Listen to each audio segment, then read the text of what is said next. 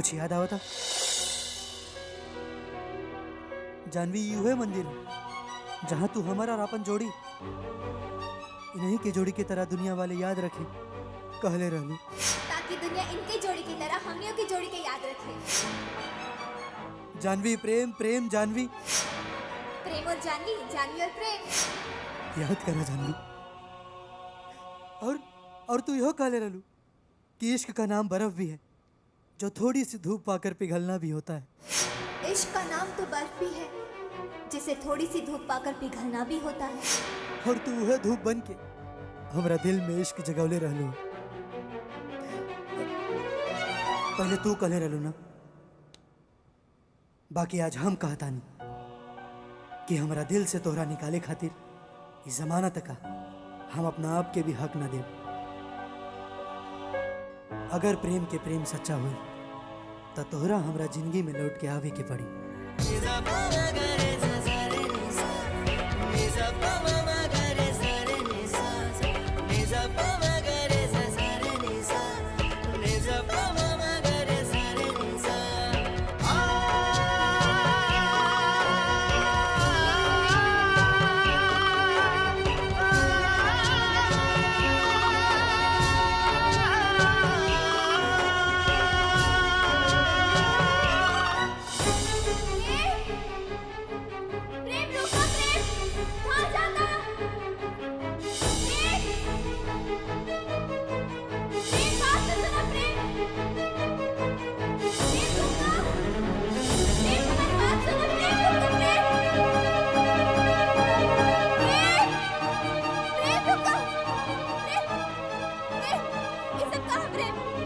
प्यार, मोहब्बत, इश्क जो तुमसे है अटूट। जानवी, जब तू हमरा खातिर अपन जान देत रहलू त का हम तोरा खातिर मर ना सकीले? प्रेम जानवी, एक ही प्यार समझिए, हमदर्दी। हमदर्दी काहे से कि हमरा दिल में तोरा खातिर प्यार नहीं खे प्रेम, सिर्फ हमदर्दी बा। तू बहुत कोशिश कैला हमके याद दिलावे के, पर पिछली बात हमके कुछ याद नहीं खे आवत। और तू अगर सच में हमसे प्यार कैले बाड़ा ना तो अपना वादा अनुसार हमके हमरा घरे छोड़ दो। काहे से कि तोहर मांगल 7 दिन पूरा हो गइल बा। प्लीज अपना वादा अनुसार हमके हमरा घरे छोड़ दो। प्लीज छोड़ दो घरे, प्लीज प्रेम, अपन वादा पूरा करा। फैसला जो भी हो मंजूर होना चाहिए, इश्क हो या जंग हो भरपूर होना चाहिए।